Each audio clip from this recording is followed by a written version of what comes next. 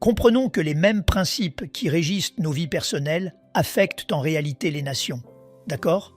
En d'autres termes, si c'est un véritable principe de Dieu, il fonctionne probablement à tous les niveaux. D'accord? Mary et moi sommes dans le ministère depuis, je suppose, environ 35 ans. C'est essentiellement tout ce que nous avons fait durant la majeure partie de notre vie de couple. Et nous sommes mariés depuis 42 ans.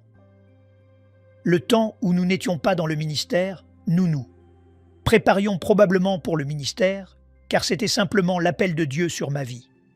Je me souviens, quand nous sortions ensemble, à notre 2e ou 3e rendez-vous, nous étions des amours de lycée. À notre 2e ou 3e rendez-vous, je lui ai demandé « Que penserais-tu d'être dans le ministère ?» Et elle a répondu « Oh, ce serait très bien. » Aucun de nous n'avait la moindre idée de ce dont nous parlions. Je savais juste que j'étais appelé par Dieu et je savais que même si je ne voulais pas vraiment faire ça à l'époque, je savais qu'au final, Dieu aurait le dernier mot. Et bien sûr, ce fut le cas. Donc, de toute façon, nous faisons cela depuis un bon moment maintenant.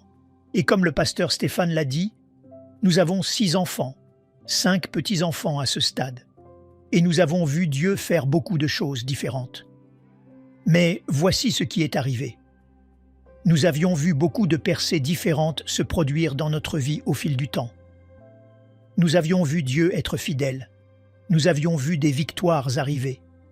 Mais nous avons traversé une période d'environ, je dirais si je me souviens bien, 3 ans où tout semblait s'effondrer. Tout est tombé en morceaux.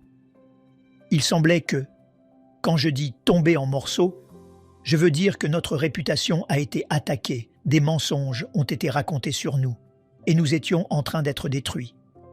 Nos enfants, qui étaient pour la plupart adultes à l'époque, nos enfants faisaient ce que j'appelle simplement des choix et des décisions stupides. Je sais que les vôtres ne font jamais ça, mais les miens, si. Ils faisaient tout ça. Il y avait des problèmes financiers. En gros, tout ce que vous pouvez imaginer mettait de la pression sur notre mariage. Il y avait toutes sortes de choses qui n'allaient pas. Tout s'effondrait. Le problème, c'était que je n'arrivais pas à l'arrêter. C'était comme si, avant de pouvoir surmonter une crise, une autre nous tombait dessus. Ça n'arrêtait pas. Ça allait de mal en pis, et encore en pis, et encore en pis. C'était une chose continue, et nous ne pouvions l'arrêter à aucun niveau. Et je ne savais pas ce qui se passait, car jusqu'à ce moment-là, chaque défi, vous savez, épreuve que nous avions jamais affrontée, nous avions toujours réussi à la surmonter, à voir la percer, peu importe, au cours de notre vie. Mais nous n'arrivions pas à nous en sortir. Je veux dire, et encore une fois, je dis aux gens ceci. Je comparerai mon histoire d'horreur avec celle de n'importe qui d'autre, car c'était une très, très mauvaise période. Ce qui s'est passé, c'est que j'ai été invité à aller en Afrique du Sud pour enseigner dans une conférence. J'ai donc vérifié différentes choses et j'ai décidé que je devais y aller. Donc, je suis allé à ce ministère en Afrique du Sud.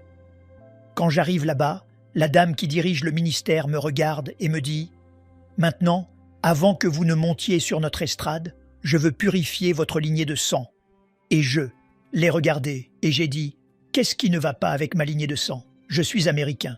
De quoi pouvez-vous bien parler ?» Je lui ai dit « Qu'est-ce qui ne va pas avec ma lignée de sang ?»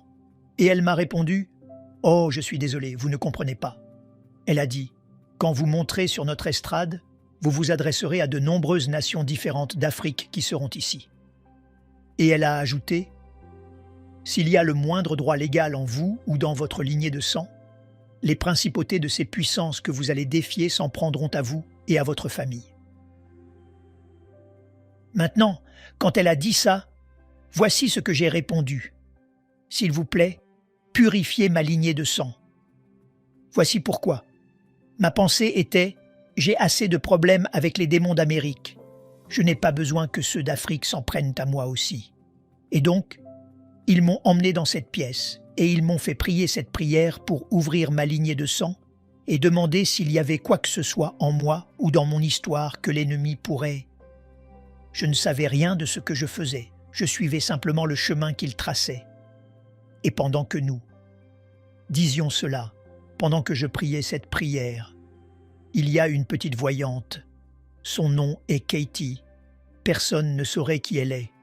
Et elle a soudainement dit « Je vois que quelqu'un dans la lignée de sang de Robert a fait une alliance avec un dieu démon nommé Parax. » Je ne savais vraiment pas de quoi elle parlait, et je ne sais rien à ce sujet dans le naturel. Mais j'ai découvert plus tard que si cette femme voit et perçoit des choses, il est vraiment sage de vérifier au moins. Et donc, elle a dit cela. Les gens là-bas qui aidaient à la session ont dit à Katie « De quoi parles-tu » Elle a dit « Je le vois. Quelque part dans sa lignée de sang, quelqu'un a fait une alliance avec un dieu démon nommé Parax.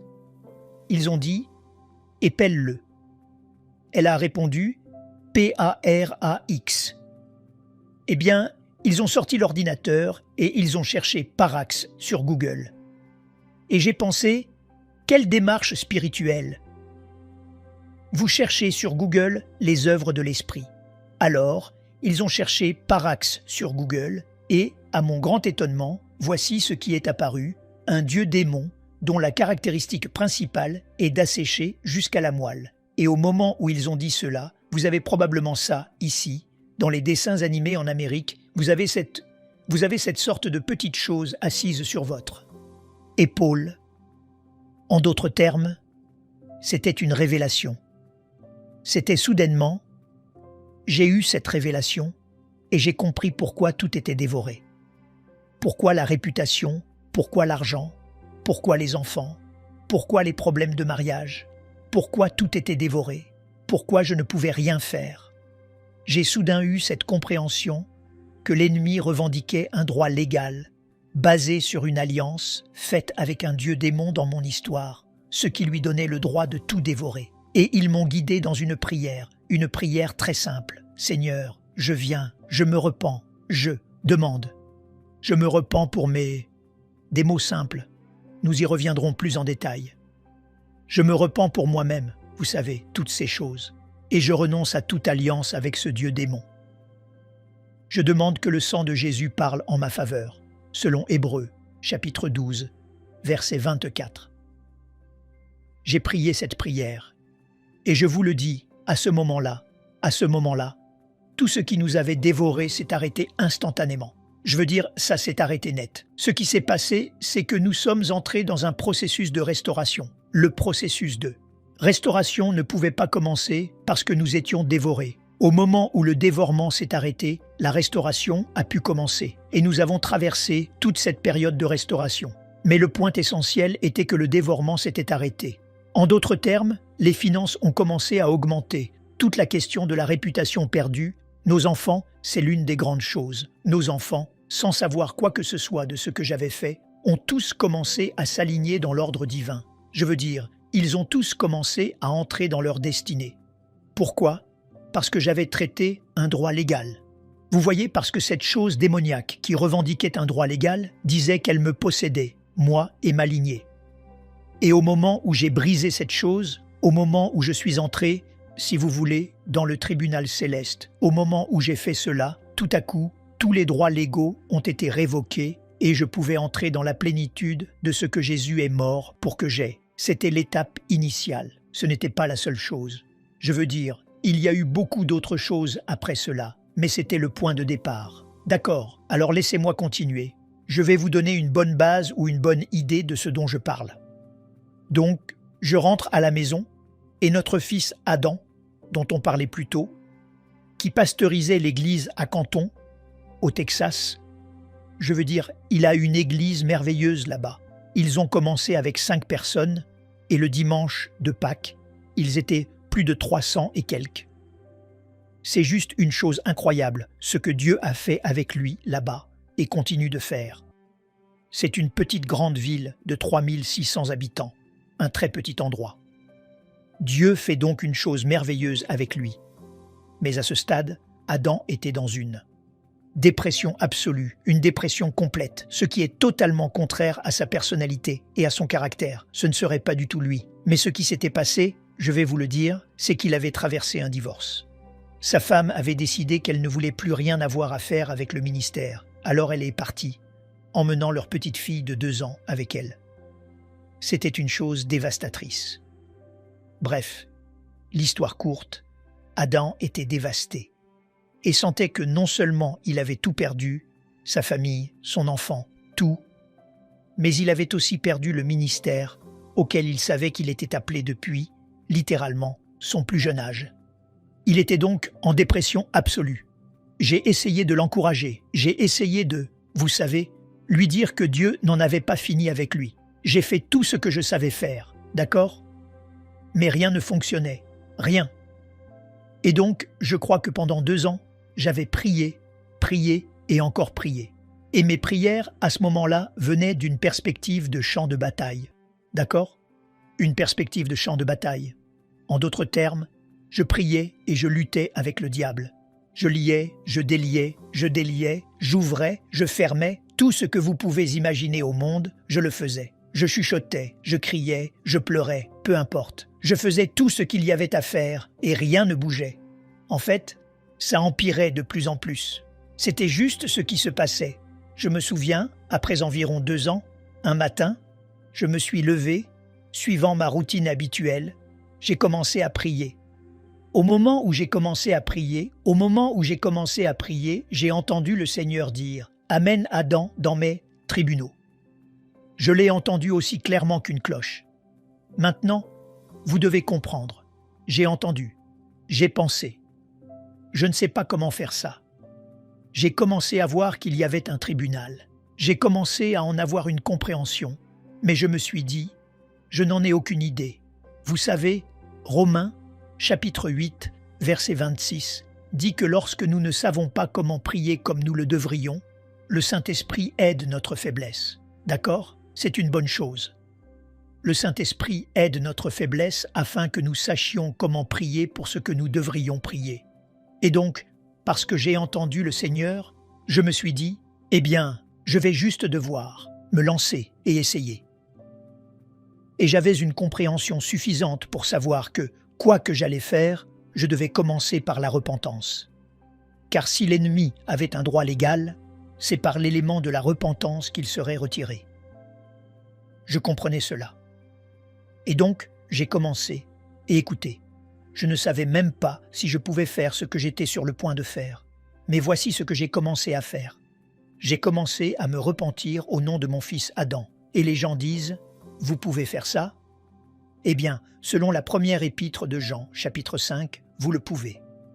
Le verset 14 dit que si vous voyez quelqu'un commettre un péché qui ne mène pas à la mort, vous pouvez demander à Dieu la vie, et il leur donnera la vie à la place de la mort. Donc, la Bible dit que nous pouvons faire des choses au nom d'autres personnes. Maintenant, je veux être très clair sur ce que je dis. Quand je dis que je me repentais en son nom, je ne veux pas dire que je me repentais pour qu'il puisse être sauvé, d'accord? Il était déjà sauvé. Mais je ne parle pas de faire quelque chose pour qu'il puisse avoir le salut en Jésus. Voici ce que je veux dire.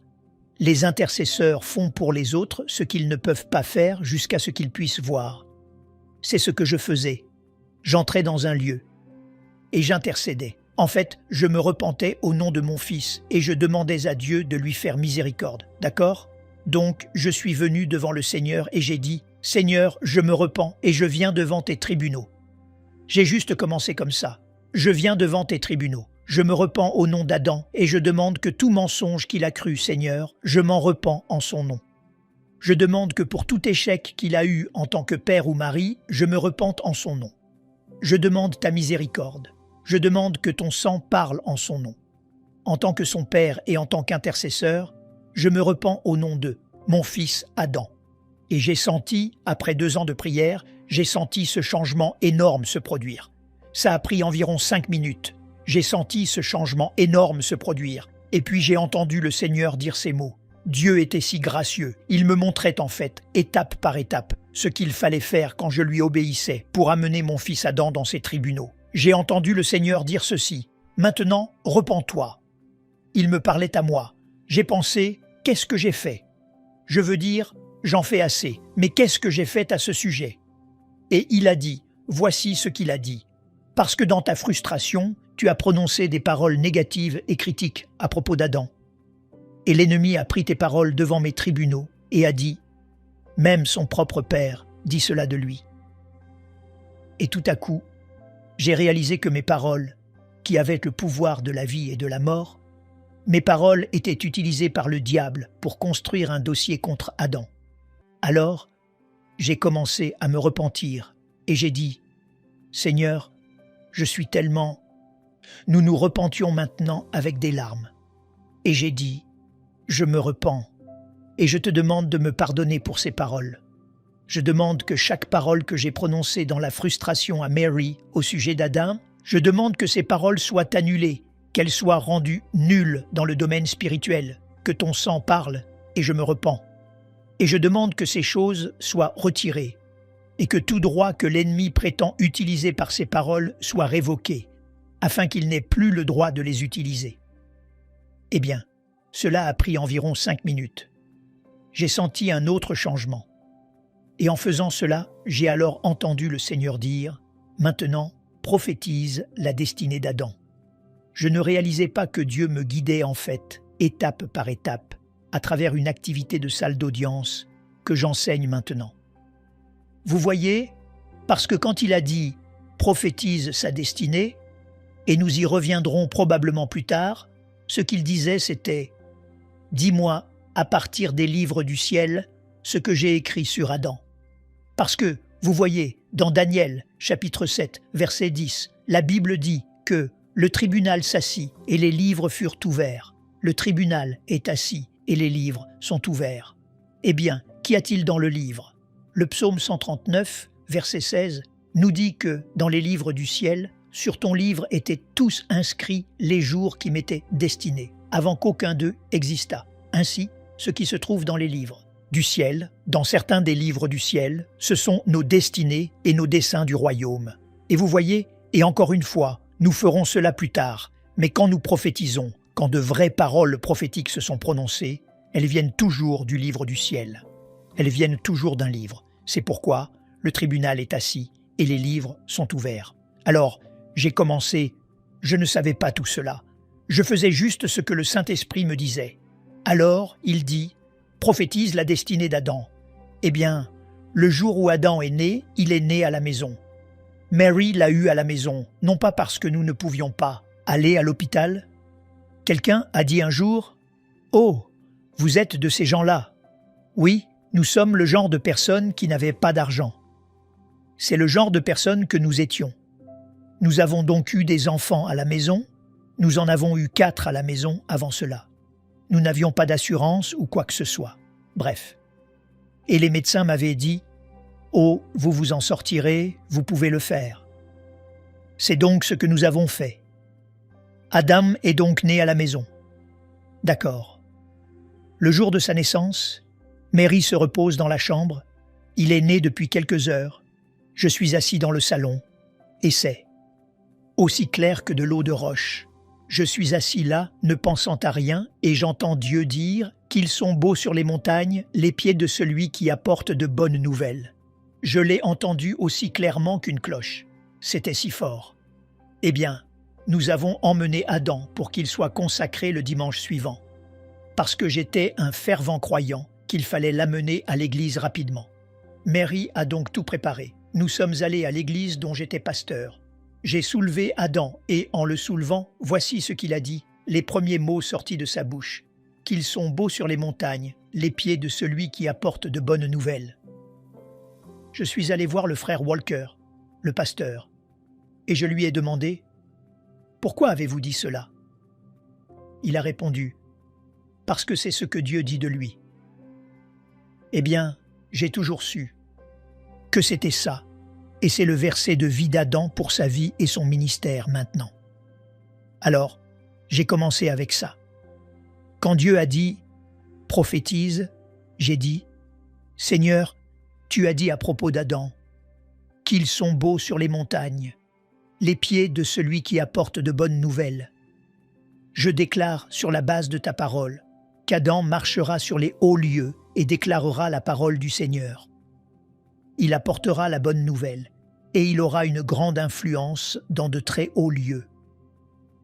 J'ai commencé à prophétiser cela, puis d'autres choses ont commencé à venir parce que Dieu a dit « prophétise sa destinée ».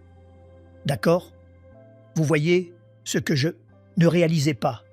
Il faut que vous compreniez ça. En me repentant pour Adam, puis en me repentant moi-même, j'avais répondu au cas qui était contre lui.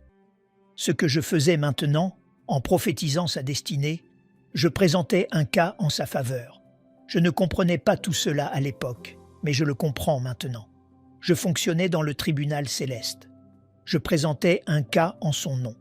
Et pendant que je faisais ça, le Seigneur m'a dit « Maintenant, je me souviens, il a dit « Maintenant, réprimande l'esprit de dépression. » J'avais réprimandé cet esprit des dizaines de millions de fois pendant une période de plusieurs années, et il n'était jamais allé nulle part.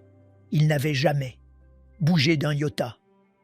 Mais maintenant, sur la base, si vous voulez, de l'annulation d'un cas et de la présentation d'un cas, cette chose s'est élevée en moi, et j'ai dit « Toi, esprit de dépression, tu n'auras pas mon fils. Je déclare que tes pouvoirs sont brisés et qu'ils sont retirés, et il est libéré pour accomplir la volonté de Dieu. Je brise tes pouvoirs et j'ordonne que tu sois retiré de lui maintenant au nom de Jésus. » Il faut vraiment, je ne plaisante pas. Tout ce processus m'a probablement pris 15 minutes. 15 minutes. Et je me suis levé en me disant « Waouh, c'était différent. » Je me suis dit « J'ai l'impression que quelque chose a bougé. Je ne sais rien, mais c'est comme si quelque chose de réel s'était passé en ces 15 minutes qui ne s'était pas produit en 2 ans. Et donc, je continue ma vie. Environ 1 semaine et demie plus tard, mon téléphone commence à sonner. C'est Adam. Je réponds et je dis « Adam, salut Adam. » Il dit « Papa, je peux te parler 1 seconde ?» Et voici ce qu'il a dit, au mieux de mon souvenir, mot pour mot. J'ai dit « Bien sûr. » Et il a dit « Je ne sais pas ce qui s'est passé, mais il y a 1 semaine et demie, toute la dépression m'a quitté et je suis prêt à faire la volonté de Dieu. » Et il a commencé à retourner dans sa destinée. Et, comme je l'ai dit, ce qu'il fait maintenant, la main de Dieu est sur lui et il marche. Littéralement, quand Adam partage cela, il le partage de son point de vue. Voici ce qu'il dit. « Je suis un produit des tribunaux célestes. » Il dit « Parce que quand mon Père, sans même que je le sache, est entré dans le tribunal céleste pour traiter mon cas, il y a eu des résultats instantanés. Et, encore une fois, nous expliquerons comment cela fonctionne dans un instant. Mais voici ce que j'ai découvert. Ce que je n'avais pas pu accomplir en 2 ans sur le champ de bataille, je l'ai fait en 15 minutes dans la salle d'audience.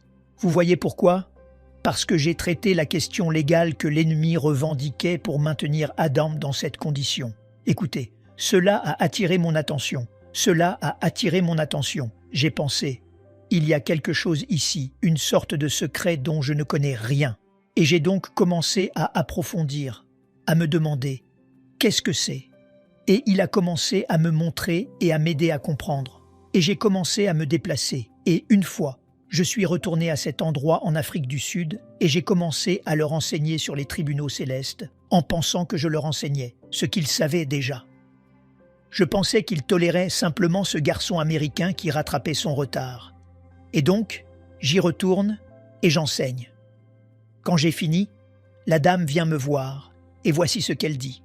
« Vous me faites sentir comme une idiote. » J'ai dit « Pourquoi ?» Elle a répondu « Parce que vous nous donnez un langage pour ce que nous faisons depuis 20 ans sans pouvoir l'expliquer. Et c'est vraiment mon don. Mon don, d'une manière ou d'une autre, est de pouvoir voir les choses assez clairement pour créer un langage qui nous permet, si souvent en tant que corps de Christ, de pouvoir nous en emparer. Et c'est ce que je veux faire. Je vais essayer de nous donner un langage qui peut nous aider à entrer pleinement dans ce domaine. Maintenant, alors que nous avançons dans ce sujet pendant quelques instants ici, dans cette session, je vais commencer d'ailleurs avec ces témoignages, car cela vous permet de connaître mon histoire, comment nous sommes arrivés là. Nous avons vu beaucoup d'autres choses se produire depuis, mais c'était les choses du début, et c'est vraiment ce qui m'a saisi et m'a dit, il y a quelque chose ici. Ce que nous devons comprendre, c'est que les tribunaux célestes, parce que j'ai, par inadvertance, communiqué sans le vouloir, mais communiqué à certains que les tribunaux célestes étaient une méthode de prière. Je veux que vous compreniez que les tribunaux célestes ne sont pas une méthode de prière. Les tribunaux célestes sont un royaume spirituel. C'est une dimension spirituelle. Cela effraie certaines personnes car elles pensent « je ne suis pas si spirituel ». Non, non, ne laissez pas cela vous effrayer. Vous voyez, quand nous prions, nous entrons en fait dans un royaume de l'esprit. Nous entrons en fait dans une dimension de l'esprit. Laissez-moi vous expliquer de cette façon. J'ai besoin que vous compreniez cela. Sinon, vous ne comprendrez pas pleinement ce que sont les tribunaux célestes, car vous penserez « D'accord, si je peux apprendre certains principes et formules, je peux obtenir certains résultats. » Pas nécessairement. Vous voyez, vous n'obtenez des résultats que lorsque vous faites les choses à partir d'une dimension spirituelle. D'accord, laissez-moi expliquer. Cela nous aide d'avoir cette fondation. Jésus a dit dans Jean, chapitre 14, verset 2, « Il y a plusieurs demeures dans la maison de mon Père. » C'est ce qui est dit dans notre Bible en anglais, mais dans la plupart des autres pays, la plupart des langues, je trouve que c'est ce que je trouve en voyageant. Il est dit « plusieurs chambres ». Le mot « demeure » n'est pas un très bon mot ici, parce que nous repartons avec l'idée que Jésus est au ciel en train de nous construire une grande maison. Mais ce n'est vraiment pas ce qu'il dit ici. Il a dit « Dans la maison de mon Père, il y a plusieurs demeures, plusieurs chambres, si vous voulez, plusieurs lieux d'habitation. » David a dit « Que tes demeures sont aimables », au pluriel. Et souvenez-vous que Paul a aussi dit qu'il nous a fait asseoir ensemble avec lui dans les lieux célestes. Il y a une pluralité. Il a dit qu'il y a une pluralité de lieux dans le royaume spirituel où vous pouvez entrer.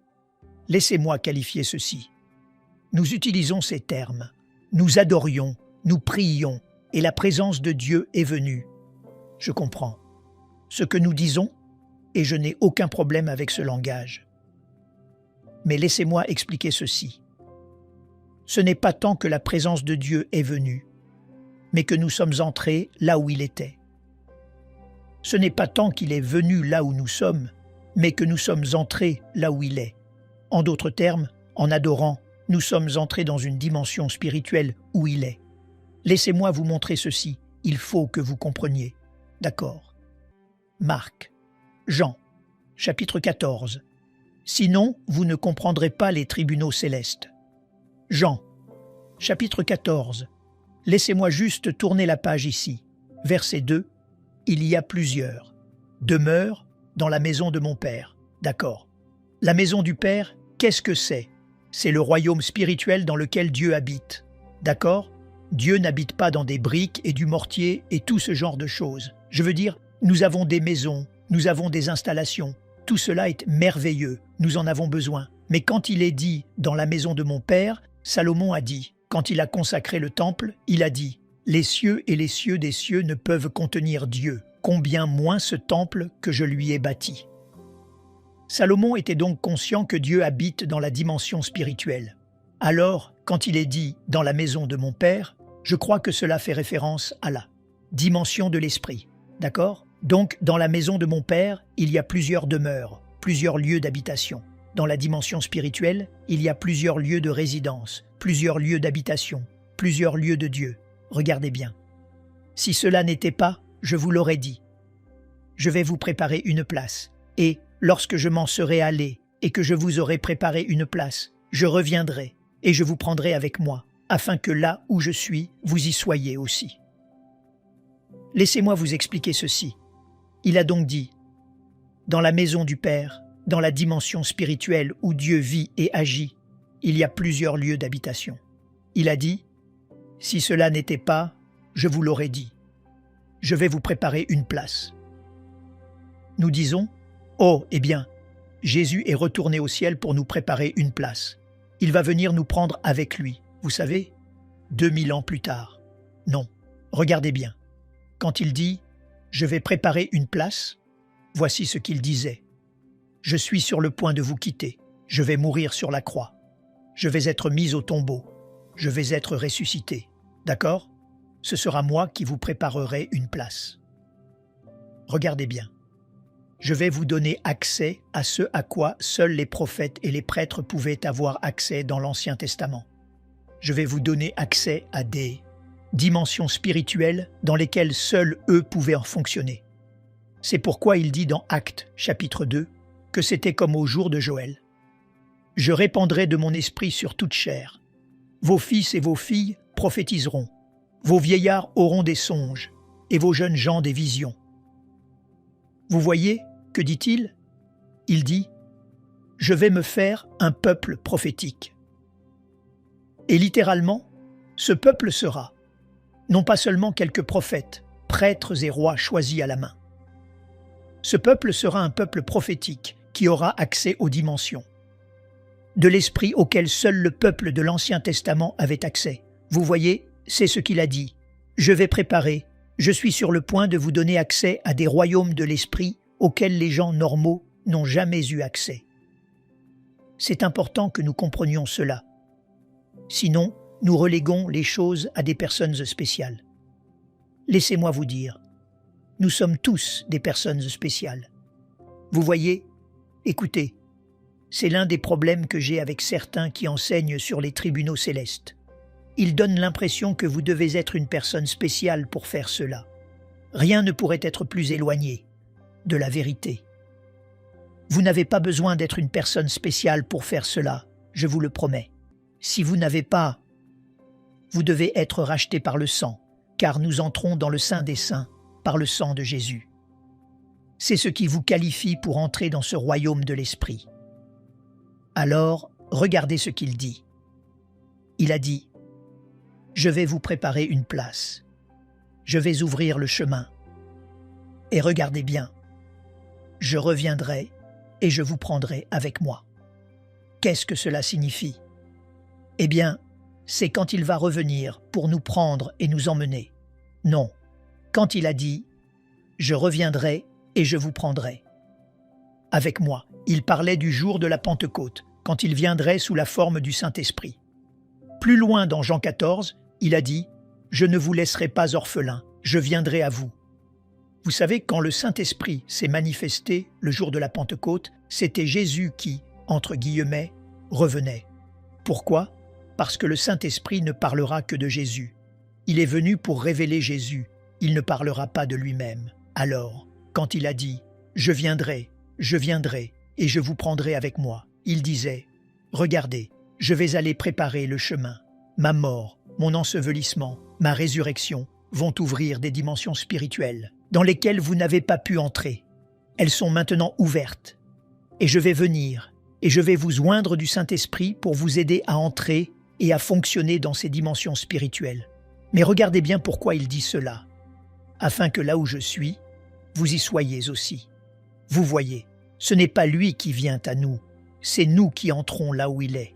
Vous voyez, c'est ce que nous faisons dans le tribunal céleste. Je vous y emmènerai dans un instant. C'est ce que nous faisons dans le tribunal céleste. Nous entrons dans ce royaume où se trouve Jésus, afin que là où il est, nous soyons aussi. D'accord? Saisissez-vous un peu cela? Je me suis levé un matin, et Mary avait été debout pratiquement toute la nuit, d'après ce que j'ai compris en me levant, ce qui est très inhabituel. Je me couche avant elle, je me lève avant elle, et j'ai tout de suite su, en me levant, que quelque chose n'allait pas. J'ai demandé « Qu'est-ce qui ne va pas ?» Elle a répondu « J'ai cette pression et cette douleur dans mon abdomen. » J'ai dit « D'accord. » Et elle a ajouté « C'était si fort la nuit dernière que j'ai pensé que j'allais devoir te réveiller pour que tu m'emmènes aux urgences. » Quand elle m'a dit ça, j'ai su à quel point c'était grave, parce qu'elle ne ferait jamais ça. Elle ne penserait même jamais de cette façon. Moi, oui, mais pas elle. Et rappelez-vous, cette femme a eu 4 enfants à la maison, d'accord? Sans médicaments. Donc, elle pouvait supporter la douleur. Quand elle me dit qu'elle a failli devoir me réveiller pour que je l'emmène aux urgences, je savais que c'était grave. Alors j'ai dit « D'accord. » Nous avons parlé un peu et j'ai dit « Laisse-moi prier pour toi. » J'ai donc posé ma main, Elle était assise sur le canapé à ce moment-là. J'ai posé ma main sur son côté, sur son abdomen, et j'ai commencé à prier. Et en priant, j'ai fait la meilleure prière que je connaisse. Je veux dire, j'ai prié pour tout ce que je savais prier. J'ai prié, Seigneur, quand tu es mort sur la croix, bien sûr du ciel. Quand tu es mort sur la croix, tu as enlevé nos maladies, tu as porté nos douleurs. Je libère la substance de la personne du Saint-Esprit. Je brise tout. Peu importe. J'ai prié tout ce que je savais prier. La meilleure prière que je connaisse. Et quand j'ai fini, je la regarde et je lui demande « C'est mieux ?» Et elle répond « Non. » Alors, nous. Parlons un peu plus longtemps et je dis « Laisse-moi prier à nouveau. » Je veux dire, peut-être 5 minutes plus tard. Je dis « Laisse-moi prier à nouveau. » Et cette fois, je ne sais pas pourquoi. Je ne peux même pas vous dire pourquoi. Mais cette fois, quand je me suis agenouillé au même endroit, elle est assise au même endroit sur le canapé. Je pose ma main au même endroit et je commence à prier. En gros, la même prière. Je suis entré dans une dimension spirituelle. Je ne veux pas dire que je suis entré en transe. Je n'étais pas en transe. Vous me direz, que voulez-vous dire? Je veux dire que je détecte les atmosphères. L'atmosphère était différente. Je savais que j'étais... Je savais... Je veux dire, j'avais encore toutes mes facultés. J'étais encore... Je sentais les mêmes odeurs et je ressentais les mêmes choses et tout. La seule différence, c'est que lorsque j'ai commencé à prier, je savais que je priais d'un endroit différent de celui d'où je priais quelques minutes auparavant. Et j'ai commencé à prier. Et quand j'ai fini de prier, en gros la même prière, je l'ai regardée et elle était complètement guérie. Quelle était la différence? Cela est arrivé plusieurs fois dans notre vie. Mais quelle était la différence? La différence était l'endroit d'où je le faisais. Vous voyez? L'endroit d'où vous faites quelque chose a tout à voir avec les résultats que vous obtenez. Vous voyez, si souvent nous pensons, eh bien, nous allons juste faire les gestes, et faire ceci et faire cela. Mais écoutez, si nous pouvons entrer dans une dimension spirituelle, si nous pouvons écouter, il a dit que là où je suis, vous pouvez y être aussi. Si, par la foi, je peux simplement entrer dans ce royaume de l'esprit et commencer à prier, alors à cet endroit, mes prières obtiendront des résultats qu'elles n'obtiennent pas en dehors de cet endroit. Et le tribunal céleste est l'un de ces endroits. Pour vous aider à comprendre, regardons ensemble dans Daniel, chapitre 7. Daniel, chapitre 7. Et je voulais vous montrer ceci très rapidement, car c'est l'une des images les plus claires. C'est en fait l'image la plus claire que nous ayons du tribunal céleste. Je veux dire, nous étions encore assis dans la chambre d'hôtel avant, et je parcourais quelques écritures, vous savez, juste parce que je suis en train d'écrire un autre livre. Et je regardais quelques écritures, et j'ai commencé, je veux dire, les idées, les principes et le langage des tribunaux célestes sont partout dans l'écriture. Mais ceci est là, plus claire image. Une chose que vous devez comprendre, lorsque vous lisez sur le trône de Dieu, vous ne lisez pas seulement sur un lieu d'adoration, vous lisez sur le tribunal céleste. Vous lisez sur le système judiciaire du ciel. Laissez-moi donc vous lire ceci. Dans Daniel, chapitre 7, versets 9 et 10, Daniel dit « Je regardais. » D'accord, tout d'abord, il voit dans le royaume invisible. Dieu lui donne accès au royaume invisible, ce dont je vous parle. Je regardais. Parlait-il dans le naturel? Non, Daniel. Dit en tant qu'être humain naturel, d'une manière ou d'une autre, je vois en ce moment même dans le royaume de l'esprit. Il a dit « Je regardais pendant que l'on plaçait des trônes, et l'ancien des jours s'assit. Son vêtement était blanc comme la neige, et les cheveux de sa tête étaient comme de la laine pure. Son trône était comme des flammes de feu, et les roues comme un feu ardent. Un fleuve de feu coulait et sortait de devant lui. 1000 milliers le servaient, et 10 000 millions se tenaient en sa présence. Puis il est dit, le tribunal s'assit, et les livres furent ouverts. Daniel voit donc dans cette dimension spirituelle. Il voit dans ce royaume de l'esprit qui est invisible aux yeux naturels, mais qui est très réel. Vous voyez, en tant que croyants, nous croyons ceci, que le royaume invisible contrôle le royaume visible. Nous croyons que le royaume spirituel contrôle le royaume naturel. Donc, si nous pouvons entrer dans ce royaume par la foi, sans avoir à être en transe, je veux vraiment que vous compreniez cela, sans avoir à être en transe, sans avoir à posséder un don prophétique exceptionnel, mais simplement si je. Une des raisons pour lesquelles je crois que Dieu m'a donné la compréhension et l'enseignement à ce sujet, c'est parce que je suis une personne normale. On ne peut pas être marié depuis 42 ans, avoir 6 enfants et 5 petits-enfants, et ne pas être une personne normale. Je suis normal, j'aime Dieu, je le cherche de tout mon cœur, mais je suis normal. J'aime les choses normales. J'aime les choses naturelles. S'il vous plaît, si vous ne croyez pas que je suis normal, demandez-lui. Elle a dit, si vous la surprenez un jour où elle est vraiment honnête, elle vous dira à quel point je suis normal. C'est parce que je suis une personne vraiment normale. Un gars vraiment simple qui, vous savez, fonctionne dans le royaume naturel, mais je suis aussi spirituel. D'accord? Ce que je dis, c'est que vous n'avez pas besoin d'être une personne super spirituelle pour faire cela. Vous dites, alors comment faites-vous? Voici ma façon de faire, par la foi, par la foi. Vous voyez pourquoi? Parce qu'une fois que je regarde ce que Daniel a dit, je regarde ce que Daniel décrit ici, cela me dit que c'est réel. Alors, comment est-ce que je m'attache au royaume invisible? Par la foi. Par la foi, j'entre dans ce lieu et je commence à y fonctionner. Maintenant, différentes personnes le feront de différentes manières. J'ai beaucoup d'amis voyants, des personnes prophétiques, ils voient dans le royaume spirituel. Je ne vois pas tant que ça. Je vois un peu. J'ai en fait essayé de développer cette partie de ce don, et j'y toucherai dans un instant, mais ce n'est pas ma voie principale. Donc, ces gars, je veux dire, ils sont comme...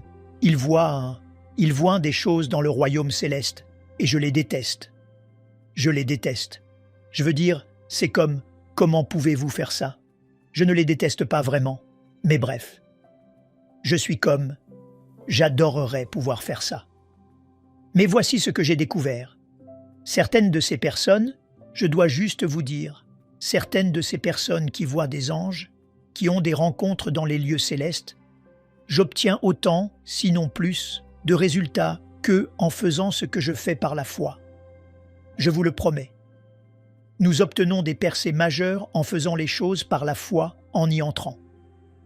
J'utiliserai celle que vous... Hébreux, chapitre 5, verset 16.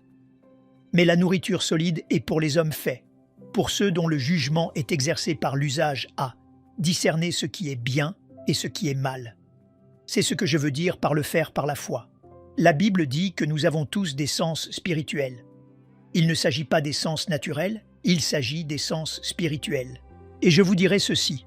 Je crois que nous avons tous, évidemment, 5 sens naturels qui font quoi?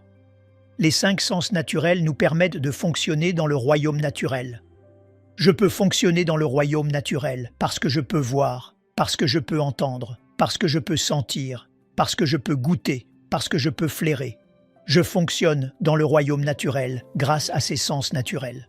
Si l'un d'eux m'est enlevé, je deviens handicapé à quelque niveau que ce soit. Je veux dire, vous savez, si vous perdez la vue, c'est évidemment un problème majeur. Mais l'essentiel est que nous fonctionnons dans le royaume naturel à partir de nos sens naturels. C'est la même chose dans le royaume spirituel. Vous fonctionnez dans le royaume spirituel par vos sens spirituels. Eh bien, je crois que tout comme il y a 5 sens naturels, il y en a au moins 5 spirituels que vous pouvez voir dans le royaume spirituel. Il y a des moments où dans votre esprit, vous commencez à voir des choses que vous ne concoctez pas. Ce n'est pas votre imagination, c'est réellement en train de se produire. Mon fils Adam me disait, quand nous avons commencé à comprendre cela, il disait « Papa, depuis que je suis petit garçon, quand tu commençais à prier, je commençais à voir quelque chose, et je pensais que c'était mon imagination. Mais maintenant, Je sais que c'est en fait, quand tu pries, cela ouvre une dimension de l'esprit et je commence à voir dans cette dimension. J'ai dit, c'est exactement ça. Parce que quand vous priez avec quelqu'un qui a réellement une autorité dans le royaume de l'esprit, cela ouvrira une dimension de l'esprit que, si vous êtes un voyant, vous commencerez à voir dans cette dimension. S'ils ont assez, écoutez, s'ils ont une autorité pour ouvrir une dimension sur une nation, vous commencerez à voir sur la base de cette nation. Si leur autorité est à un niveau personnel, vous verrez. C'est dicté par le royaume d'autorité que quelqu'un porte dans une situation donnée. D'accord? Mais l'essentiel, c'est que nous voyons. Il y a une capacité. Je fais ça juste un petit peu. Et j'évalue ce que je vois, ce que je ressens. D'accord. L'une des principales façons dont je vois, c'est dans les rêves. C'est une chose majeure pour moi. J'ai des rêves majeurs. Je dis, d'accord, je dois y prêter attention. Vous, nous entendons aussi. Nous avons une capacité à entendre. Qu'est-ce que cela signifie? Eh bien, parfois les gens entendent une voix audible. J'ai entendu la voix audible de Dieu 2 fois dans ma vie. 2 fois. Une fois, il m'a crié « Non ».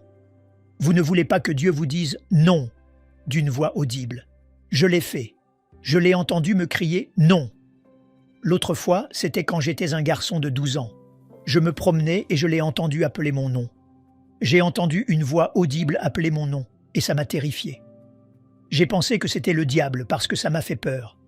Des années plus tard, j'en ai parlé à mon père, et mon père a dit « Robert, ce n'était pas le diable, c'était Dieu. » Et il m'a emmené à 1 Samuel, chapitre 3. Il a dit « Si tu n'avais pas su comment lui répondre, on ne sait pas ce qu'il t'aurait dit. » Eh bien, devinez quoi? Des années plus tard, j'ai un rêve. Et dans le rêve, 1 Samuel, chapitre 3, est ouvert. Et la voix dans le rêve me dit de mettre ma main sur 1 Samuel 3. Et quand je le fais, la puissance de la parole est entrée dans mes mains. Et j'ai entendu le Seigneur dire dans le rêve, à partir de ce moment, tu commenceras à opérer dans la puissance de Dieu. Et j'ai réalisé que c'était probablement. Des années plus tard, quelque chose que j'aurais pu recevoir potentiellement si j'avais su comment répondre à cette époque. J'ai donc entendu la voix audible de Dieu 1 ou 2 fois seulement. Mais la plupart du temps, entendre, c'est une pensée qui vient, vous savez. Je veux dire, c'est quelque chose que je commence à... Il y a une pensée qui vient avec une telle vivacité et une telle puissance que vous réalisez que c'est la voix de Dieu. D'accord? Donc, nous sommes ici. D'accord. Nous sommes... Je crois que vous pouvez aussi sentir. Il y a des moments où j'ai littéralement senti des arômes que je réalise être, dans le naturel. Je crois qu'il est possible de goûter et de voir que le Seigneur est bon, vous savez, tout ce genre de choses. Mais regardez, vous pouvez aussi ressentir. Vous voyez, le prêtre dans l'Ancien Testament mettait ses mains dans le pectoral et il sentait l'Urim et le Thummim. Et par le toucher, il pouvait déterminer quelle était la volonté de Dieu si un roi le demandait. Il pouvait le dire par le toucher. Donc, vous en avez besoin. Pour moi, c'est l'une des principales façons dont je perçois ce qui se passe dans le monde spirituel. Par le ressenti. Par le ressenti, je peux dire ce qui s'est passé. J'ai fait cela suffisamment pour pouvoir dire parfois quand des anges sont présents. Je peux dire quand la nuée des témoins peut être présente. Je peux dire différents mouvements spirituels par le ressenti, parce que je l'ai fait pendant si longtemps. Et c'est probablement la principale façon, avec Louis, que je discerne et détermine ce qui se passe dans le royaume invisible. La raison pour laquelle je vous dis cela, c'est que c'est la façon dont je fonctionne dans les tribunaux célestes. Vous voyez, lorsque j'entre dans les tribunaux et que je commence à faire appel aux tribunaux célestes à propos d'eux. Quelque chose, je prête attention à ce que j'entends et je prête attention à ce que je ressens. Je prête également attention, vous savez, à ce que je vois et tout ça. Mais je sais que les 2 principales façons dont je pourrais manœuvrer dans le royaume spirituel sont par ce que j'entends et ce que je ressens. D'accord? Ce sera peut-être complètement différent pour vous, mais voici le marché. Vous le développez par l'usage. Comprenez-vous que tout, écoutez, tout ce que Dieu vous donne commence sous forme de semence. Le principe de Dieu, c'est qu'il commence toujours avec une semence. Vous devez la faire grandir. Je dois la faire grandir. Tout commence sous forme de semence. Même la venue de Jésus sur terre a commencé sous forme de semence dans le sein de Marie.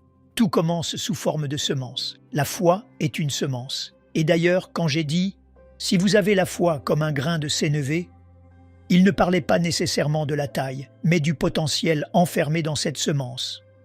Vous voyez, c'est le potentiel qui est dans votre foi qui est si puissant. Il ne s'agit pas de la taille de quelque chose, mais du potentiel enfermé. La semence a un potentiel enfermé en elle.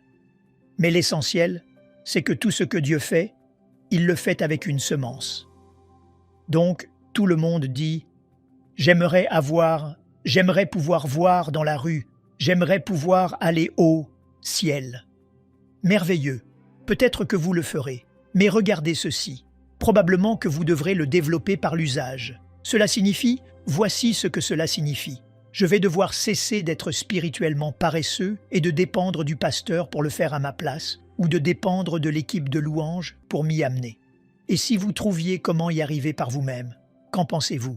Là où Jésus est, nous sommes aussi. Et si nous commencions à nous exercer dans le royaume de l'Esprit pour que je puisse entrer dans la mention 2, l'Esprit, et que je puisse commencer à discerner ce qui s'y passe. Je commence à manœuvrer dans les tribunaux célestes, dans le monde invisible. Est-ce que cela a du sens? Je voulais juste poser cela dès le début, au fur et à mesure que nous progressons, parce que le tribunal céleste n'est pas une méthode de prière, c'est une dimension de l'esprit. Et si je peux réaliser que j'ai la capacité d'y fonctionner, je peux y aller, d'accord? Donc, ici, dans Daniel, Daniel a dit, je regardais jusqu'à ce que toutes ces choses se mettent en place. Et il leur a dit, et le tribunal s'assit, et les livres furent ouverts. D'accord, puisque nous sommes déjà là. Laissez-moi juste aborder ce point. Les livres furent ouverts. D'accord. J'ai déjà abordé ce sujet. C'est très, très important, car dans le tribunal céleste, nous y reviendrons plus en détail dans la prochaine session, mais dans le tribunal céleste, ce n'est pas l'endroit où vous apportez votre besoin. Le tribunal céleste est l'endroit où vous présentez le dessein. Je vous le dis, si vous voulez être efficace dans le tribunal céleste, apprenez à venir présenter le dessein à partir du livre. Cela signifie que vous devez être capable de discerner prophétiquement ce qui est écrit. Dans le livre, si vous voulez, à votre sujet, au sujet de votre famille, au sujet de la nation. Vous devez donc avoir une conscience prophétique de ce qui est dans le livre. Regardons Ésaïe, chapitre 29, verset 10. Laissez-moi juste établir ceci pour nous. Ésaïe, chapitre 29, verset 10, il est dit au verset 10. « Car l'Éternel a répandu sur vous un esprit d'assoupissement. Il a fermé vos yeux, les prophètes, et il a voilé vos têtes, les voyants. » Regardez ce qu'il dit. Il dit maintenant « les gars », il a dit que les prophètes ne voient pas et les voyants ne perçoivent pas. Il n'y a pas de révélation prophétique. Il a dit « Vous savez, quand il n'y a pas de révélation prophétique, il n'y a pas de fonction prophétique. Nous sommes en difficulté. » Parce que voici ce qui s'est passé. C'est l'atmosphère qui donne naissance à l'esprit de religion. En d'autres termes, nous ne ministrons plus par la puissance du Saint-Esprit et l'onction prophétique de Dieu. Maintenant, nous ministrons simplement à partir d'un esprit de religion, et cela ne produit rien. Il dit donc ici, « Vos prophètes sont incapables de voir, et vos voyants perçoivent. » Eh bien, pourquoi? Peut-être que les prophètes ne passent pas assez de temps à prier. C'est possible, mais écoutez, ce n'est pas le problème ici. Laissez-moi vous montrer le problème. Verset 11. « Toute la vision est pour vous comme les mots d'un livre scellé, qu'on donne à un homme qui sait lire, en disant « Lis donc cela ». Et il répond « Je ne le puis, car il est scellé ». En d'autres termes, il a le don, mais il ne peut pas le lire. Et au verset 12, on donne le livre à celui qui ne sait pas lire, en disant « Lise donc cela ». Et il répond « Je ne sais pas lire ». Maintenant, regardez, il dit que la raison pour laquelle les prophètes ne peuvent pas prophétiser, c'est parce que les livres sont fermés.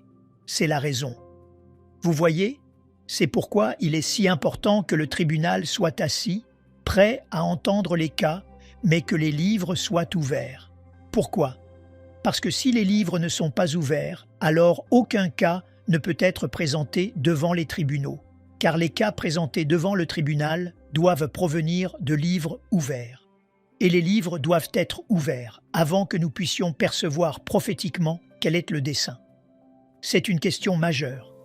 Si je ne peux pas percevoir prophétiquement quel est le dessein, alors je ne peux pas présenter un cas légitime devant les tribunaux célestes me concernant, ma famille, ma situation, ma nation, peu importe. Je dois être capable de recevoir cela prophétiquement.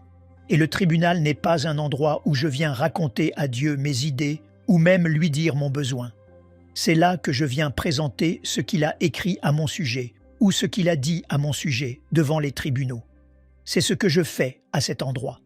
Nous devons donc être capables de percevoir prophétiquement ce qui est écrit dans le livre. Alors il a dit, « Comment faites-vous cela ?» Eh bien, j'ai un ami, nommé Chris Berglund, qui est en alliance avec un gars nommé Lou Engle, et il a eu des rencontres incroyables. Mais il demandait à Dieu, « Dieu, comment puis-je savoir ce qui est écrit dans mon livre ?» Et Dieu lui a dit, « Chris, dans un rêve, Dieu lui a dit, « Chris, retourne en arrière et regarde toutes les paroles significatives que tu as jamais entendues de moi. Parce que ces paroles que tu as entendues de moi sont des choses qui sont écrites dans ton livre. » Je le savais déjà. Je suis un peu plus intelligent que Chris. Non, je le savais déjà. J'avais déjà compris cela. Vous voyez, j'ai entendu le Seigneur dire, j'ai entendu le Seigneur me dire, « Tu formeras des disciples parmi les nations. » Et, quand je l'ai entendu, j'ai su que c'était Dieu. C'était la parole même, des mots si forts. Il a dit, « Tu formeras des disciples parmi les nations. » Et j'ai dit, « Oui. » Et j'ai pensé, « Qu'est-ce que cela signifie ?» Parce que je ne le savais pas. Maintenant, je le sais. C'est ce que j'ai fait. Je sais. Je pense que c'était avant que j'aie le message des tribunaux célestes. Je voyage littéralement partout dans les nations pour diffuser cette parole concernant les tribunaux célestes. Je forme des disciples parmi les nations en ce qui concerne le message des tribunaux célestes, et c'est incroyable ce qui se passe à travers le monde avec cela. Mais voici la question. Voici la question à ce sujet. Je sais que c'est dans mon livre. Je sais que cela a été écrit à mon sujet avant le commencement des temps. Alors voici ce que je fais. Je viens devant le Seigneur et je dis, « Seigneur, tu as dit que je formerais des disciples parmi les nations. Alors, je présente ceci devant tes tribunaux. Et je dis, « Seigneur, laisse-moi former des disciples parmi les nations, sur la base de ce qui est écrit dans mon livre. Je demande une faveur divine, je demande des portes ouvertes, je demande la force, la puissance, la grâce de voyager. Je demande que tout cela se mette en place. Ce que je demande, c'est que ce que tu as dit à mon sujet, que la réalité de cela se manifeste. J'exige et je te demande cela dans tes tribunaux, parce que c'est dans mon livre. C'est ainsi que vous présentez un cas au nom de ce qui est dans votre livre. Vous savez, votre cas sera différent du mien. Et le mien n'est pas seulement de former des disciples parmi les nations. J'ai beaucoup d'autres choses aussi que je viens présenter devant le Seigneur. Mais je comprends que c'est une grande partie de ce qui est écrit dans les livres du ciel à mon sujet. Nous devons donc présenter notre cas sur la base du dessein. Maintenant, je vous dirai ceci. Tout ce qui résiste à votre dessein, en d'autres termes, s'il y a une situation qui essaie d'arrêter votre dessein, ou le dessein de vos enfants, ou quoi que ce soit d'autre, vous pouvez venir devant les tribunaux et vous pouvez, sur la base de votre dessein, demander un jugement contre cette chose qui résiste au dessein de Dieu dans votre vie. Parce que je dis aux gens ceci, je dis, vous savez, si vos enfants vous dites, eh bien, nous savons quel est leur dessein, alors voici ce que je fais. Je dis, je viens devant le Seigneur. Je dis, à propos d'Adam, Seigneur, je dis devant toi concernant Adam, que tu as dit, d'après son livre, qu'ils sont beaux sur les montagnes, les pieds de celui qui apporte de bonnes nouvelles. Ce que je viens de faire, c'est de présenter son dessein. Maintenant, Seigneur, juge l'esprit de dépression. Peut-être est-ce de juger la toxicomanie, de juger ses amis avec qui il traîne. Dans un sens, de les couper. Seigneur, que tout ce qui combattrait le dessein. Je demande que sur la base de ton dessein pour cette personne, tout ce qui résisterait à la volonté de cette personne, ta volonté pour cette personne, que cette chose soit jugée et retirée maintenant. Vous voyez, maintenant vous présentez une affaire au tribunal, demandant à Dieu de faire quelque chose lié au dessein, lié à cette personne ou à cette chose. Est-ce que cela a du sens? Vous apprenez à manœuvrer dans le tribunal céleste afin de venir présenter votre cas en ordre. Je veux donc juste vous mettre au défi. Nous allons approfondir ce sujet, mais nous venons devant le tribunal, nous commençons à dire « Seigneur, que ce qui est écrit dans les livres du ciel à notre sujet, aide-moi à le discerner afin que je puisse présenter ce cas avec assurance devant toi. Amen. Voudriez-vous vous lever avec moi? D'accord. Alors écoutez, il a dit, eh bien, nous ne sommes pas allés très loin. Non, nous avons beaucoup de temps. D'accord, nous avons beaucoup de temps, parce que je voulais vraiment établir cette chose à propos des dimensions spirituelles, et que nous allons y entrer, parce que nous allons le faire ensemble pendant nos sessions ce week-end. Nous allons réellement entrer dans les tribunaux, et vous sentirez cette atmosphère. Vous sentirez cette atmosphère et vous vous direz « Oh, je suis déjà venu ici. » C'est ce que vous réaliserez. « Oh, je suis déjà venu ici. Je ne savais pas où j'étais. » Vous voyez, voici notre problème. Si vous ne savez pas où vous êtes, alors vous ne connaissez pas le protocole approprié à utiliser. Et si vous ne connaissez pas le protocole approprié, vous pourriez ne pas être en mesure d'obtenir tous les résultats que vous recherchez réellement. Vous voyez, j'avais déjà été dans les tribunaux auparavant. Je ne savais tout simplement pas où j'étais, car je reconnaissais le royaume. Mais en commençant à le comprendre, cela m'a aidé de plus en plus. Alors, d'accord, combien d'entre vous aimeraient Barry faire cela? Combien d'entre vous aimeraient « Je ne vous ai même pas demandé de lever la main ». Combien d'entre vous aimeraient me donner $1 million? Si vous allez être si facile, non, sérieusement, pour discerner ce qui est écrit dans votre livre, levez simplement les mains. Père, je veux juste prier alors que nous faisons une pause et terminons cette session. Je veux demander, au nom de Jésus, merci de désirer nous dévoiler ce qui est écrit dans nos livres, parce que tu désires ardemment que nous venions devant tes tribunaux pour te présenter notre dessein. Maintenant, je demande que, par la foi, nous ne considérions pas cela comme étant au-delà de notre portée, que nous entrions dans le royaume des tribunaux célestes, et que nous soyons capables de te présenter ce que tu as écrit à notre sujet avant le commencement des temps. Et Père, même en faisant cela, que des choses commencent à changer et à entrer dans l'ordre divin, et que des verdicts soient rendus, des décisions soient accordées. Seigneur, merci pour ta présence. Merci pour ta présence, Jésus. Si vous vous teniez en sa présence, voici ce que je me fiche que vous soyez voyant ou non, juste par la foi. Par la foi, regardez dans le royaume de l'Esprit maintenant, parce que ce qui se passe, c'est que nous nous tenons devant le Seigneur. Et voici ce que je veux que vous fassiez. Par la foi, certains d'entre vous voient, d'autres, vous avez juste besoin, par la foi, de le visualiser. Il y a une porte qui se tient devant vous. Ce sont les portes du tribunal céleste. Regardez bien. Par la foi, franchissez le seuil et entrez dans ce lieu des tribunaux célestes. Par la foi, nous entrons dans le royaume de l'Esprit que ta parole appelle le tribunal céleste. Et nous venons nous positionner devant toi, Seigneur, comme Dieu, le juge de toute la terre. Et Père, alors que nous venons nous présenter maintenant comme des sacrifices vivants devant toi. Nous demandons que nous puissions être acceptés devant toi, Seigneur, alors que nous nous tenons dans tes tribunaux. Seigneur, par la foi, nous nous tenons simplement ici, Seigneur, devant Dieu, le juge de tous, le juste juge. Merci pour cela, Seigneur. Merci pour ta présence, Seigneur Jésus. Merci. Voudriez-vous simplement dire, Seigneur Jésus, alors que nous nous tenons devant toi, merci que ton sang nous ait accordé l'entrée, que même quand je me sens indigne et même quand je me sens injuste, ton sang, Seigneur Jésus, m'accorde l'accès pour venir me tenir devant toi. Et je me tiens dans ce lieu saint. Je demande, Seigneur, que je puisse me présenter comme un sacrifice vivant devant toi, saint.